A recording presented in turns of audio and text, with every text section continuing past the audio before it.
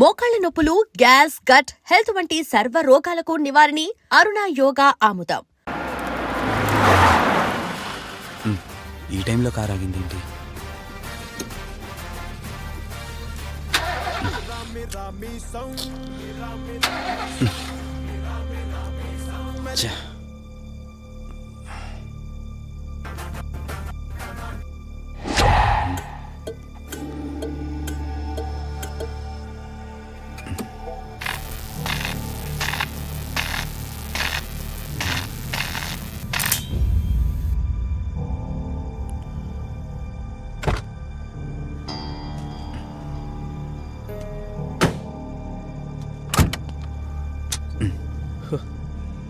Shit, ఈ టైంలో water ఎక్కడ దొరుకుతుంది?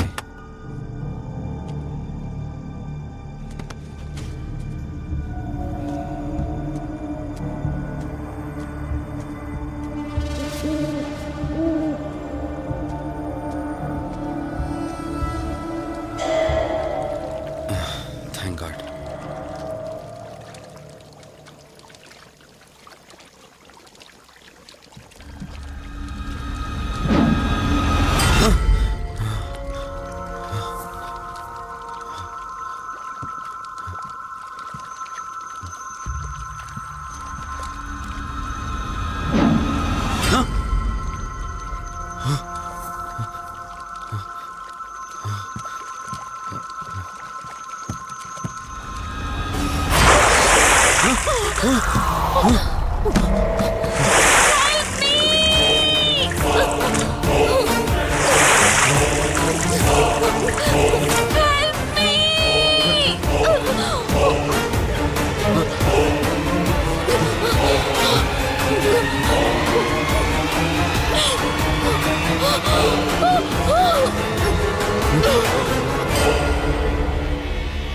తనకి ఎలా ఉందిరా? షీఈ్ ఆల్ రైట్ రా. కరెక్ట్ టైంలో తీసుకొచ్చా. Thank God. నీటిలో పడ్డం వలన పెద్దగా దెబ్బలు కూడా ఏం తగలలేదు. ఫిజికల్ గా తను బానే ఉంది. రిపోర్ట్స్ కూడా నార్మల్ గానే ఉన్నాయి. కాకపోతే ఏమైందిరా? She lost her memory. తనెవరు, తన అడ్రస్ ఏంటి, ఎంత అడిగినా గానీ చెప్పలేకపోతుంది. అంటే తనకి ఇప్పటిదాకా జరిగిందేది గుర్తులేదు. God, if you don't mind తనని ఒకసారి చూడొచ్చా? షూర్. Room number 403. నువ్వు వెళ్ళు, నేను వస్తాను. ఓకే.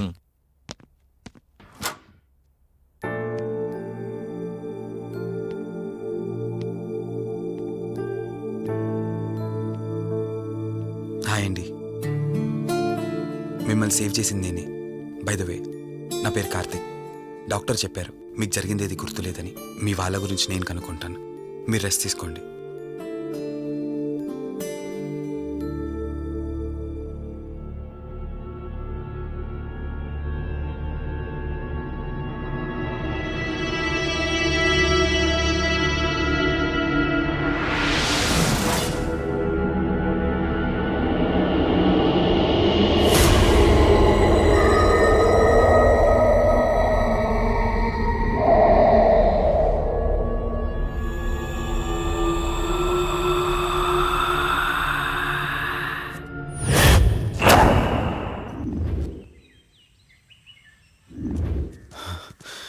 ఏంట్రా, ఈ రోజుల్లో సైన్స్ ఇంత డెవలప్ అయింది.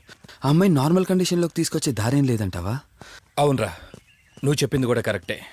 అప్పుడప్పుడు ఇలాంటి కేసెస్ వస్తే మా డాక్టర్స్ కూడా సవాల్గా ఉంటుంది. అంటే ఎన్ని రోజులు పట్టచ్చు? ఎగ్జాక్ట్గా ఇన్ని రోజులని చెప్పలేం కానీ ఒక్కోసారి వన్ డేలోనే గుర్తుకొచ్చేయచ్చు. కొంచెం క్రిటికల్ అయితే ఓ 4 రోజులు పట్టచ్చు. సమ్ టైమ్స్ లైఫ్ లాంగ్ గుర్తు రాకపోయినా ఆశ్చర్యపోకర్లేదు. అంటే మనం ఏం చేయలేమా? చేయలేమని కాదురా, మన ప్రయత్నం మనం చేద్దాం. ఎందుకని మంచిది, పోలీస్ కంప్లైంట్ ఇద్దాం. అది కాదురా, పోలీస్ కంప్లైంట్లు అది ఇది అంటే ఈ కేసులు, ఇంట్రాగేషన్లు అన్నీ ఉంటాయి. అవసరం అంటావా? తప్పదురా, అసలే యాక్సిడెంట్ కేసు. పోలీస్ కంప్లైంట్ ఇవ్వకుండా మేము ట్రీట్మెంటే స్టార్ట్ చేయకూడదు. నువ్వు నా ఫ్రెండు కాబట్టి రిస్క్ చేశాను.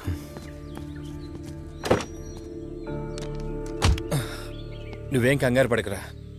డిపార్ట్మెంట్లో నాకు తెలిసిన అంకుల్ ఒక ఆయన ఉన్నారు. నేను ఆయనతో మాట్లాడతాను. ఇంతకీ అమ్మాయి ఎక్కడ దొరికిందన్నా? అదే ప్రగతి నగర్ చెరువు. Good morning sir. Morning. Good morning. Good morning sir. Good morning. Sameer ఒకసారి నా క్యాబిన్లోకి పంపిస్తారా? Okay sir. Good morning Karthik. Morning Sameer. మనం యూఎండ్ ఎంటర్టైన్మెంట్స్కి ఒక ఈవెంట్ చేస్తున్నాం కదా, దానికి మోడల్ సెలెక్ట్ చేయమన్నాను. ఎంతవరకు వచ్చింది? ఆల్రెడీ కొన్ని వీడియోస్ చూసి ఓ మోడల్ను ఫైనల్ చేశాను కార్తీక్. ఓహ్, మీకు మెయిల్ చేశాను, మీరు ఓసారి చూస్తే. Okay sure.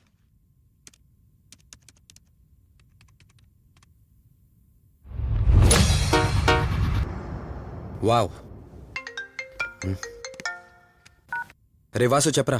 రే అదే సిఐ అంకుల్ నేను అమ్మాయి దొరికిన చెరువు దగ్గరికి వచ్చాం. నువ్వు వెంటనే బయలుదేరి ఇక్కడికి వచ్చా, ఓకేనా? ఓకే ఓకే, వెంటనే బయలుదేరుతున్నాను. సమీర్, ఈ అమ్మాయి పర్ఫార్మెన్స్ బాగుంది. నేను అర్జెంట్గా పని మీద వెళ్తున్నాను. మిగతా ఫార్మాలిటీస్ అని మీరు ఫినిష్ చేయండి.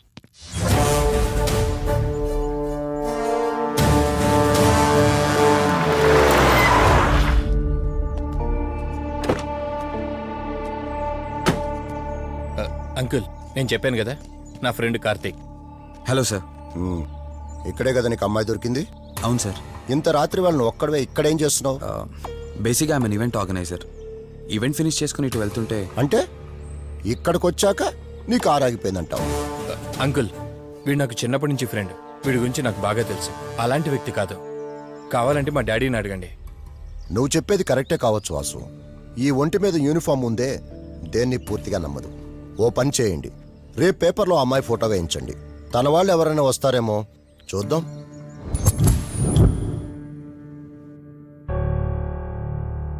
మీ ఫోటోనే. మీరు గతం మర్చిపోయారు కదా, మీకు సంబంధించిన వాళ్ళు ఎవరైనా వస్తారేమో అని చిన్న ప్రయత్నం.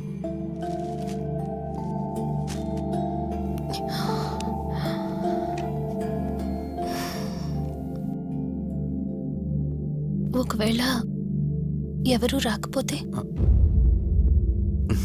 అయ్యో, అలా అంటారేంటండి? తప్పకుండా వస్తారు.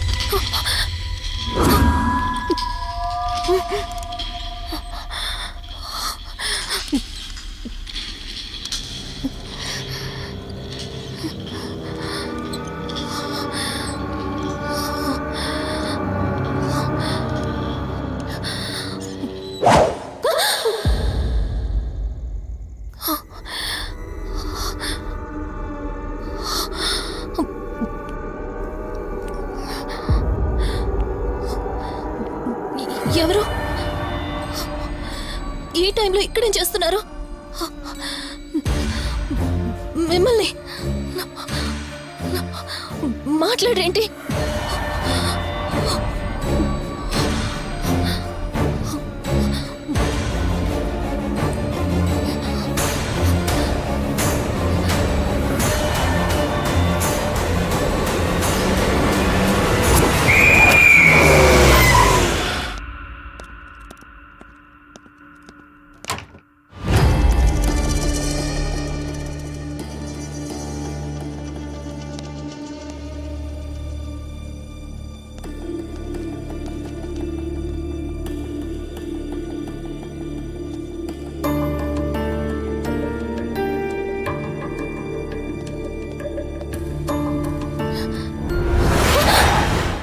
ఏయ్, నేను కార్తిక్ని.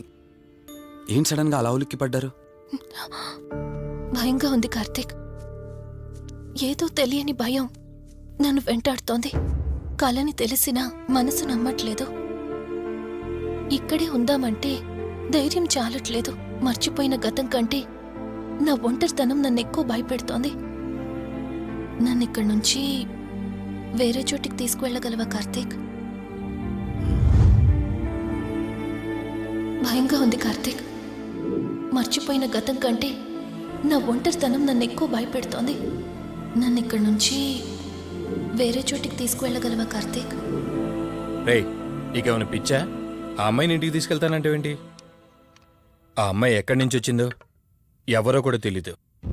రేయ్, తను ఎవరు ఏంటని కాదురా. నువ్వైతే డాక్టర్గా తనని ట్రీట్ చేసి డిశ్చార్జ్ చేస్తావు. ఆ తర్వాత తను ఎక్కడికి వెళ్తుంది? ఇప్పటికే పేపర్లో యాడ్ ఇచ్చి చాలా రోజులు అవుతోంది. వాళ్ళ బంధువులంటూ ఇప్పటికొచ్చి ఒక్కరు రాలేదు.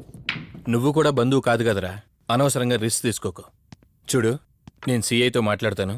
రేపే అమ్మాయిని స్వచ్ఛంద సంస్థలోనే జాయిన్ చేస్తారు. ఆ తర్వాత ఏం చేయాలన్నది కూడా వాళ్ళే ఆలోచిస్తారు.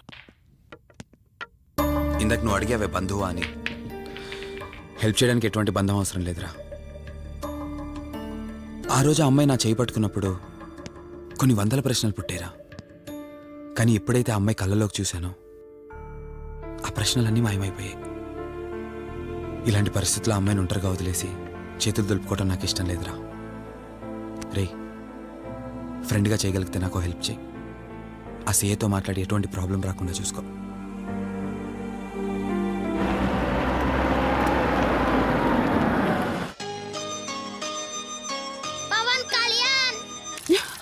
ఈ ట్యాప్ ఒకటి వస్తామని ఇరిటేట్ తెప్పిస్తుంది. వస్తున్నాను. అయ్యో. వస్తున్నానబ్బా. అమ్మయ్యా, వచ్చావా కార్తీక్? నువ్వు ఫోన్ చేసినప్పటి నుంచి ఆ ట్యాప్ కారుతూనే ఉంది. అది అలా కారుతూ ఉంటే సింక్ లో పడుతున్నట్టు లేదు, నా నెత్తి మీద పడుతున్నట్టుంది. దాన్ని త్వరగా బాగు చేయించు కార్తీక్.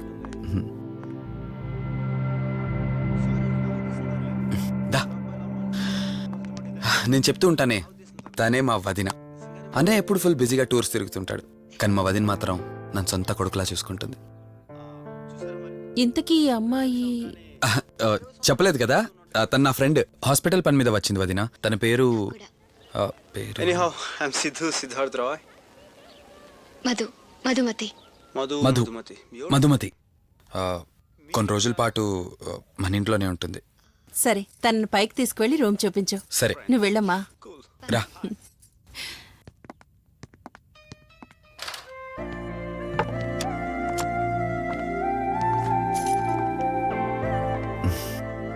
ఇదే నీ గది. ఎదురుకుండా ఉందే, అది నా బెడ్రూమ్. నీకు ఎటువంటి అవసరం వచ్చినా నన్ను అడగచ్చు. నీకు ఎటువంటి ఇబ్బంది ఉండదు. నాకు భయంగా ఉందని ఒక్క మాట చెప్పగానే ఏమీ ఆలోచించకుండా ఇంటికి తీసుకొచ్చారు. నా గురించి ఏమీ తెలియకుండానే ఇంతెందుకు చేస్తున్నారు? నాకు తెలిసిందల్లా ఒకటే, నేను చేస్తున్న పని నాకు కరెక్ట్ అనిపించింది, అందుకే చేస్తున్నాను. నేను కళ్ళు తెరిచిన తర్వాత చూసిన ప్రతి ఒక్కరూ మంచిగానే కనిపిస్తున్నారు. కానీ కార్తీక్ని చూసినప్పుడల్లా ఎన్నో సంవత్సరాల నుండి మా మధ్య అనుబంధం ఉన్నట్లు అనిపిస్తోంది. తన మాటలు వింటుంటే నాలో ఏదో తెలియదు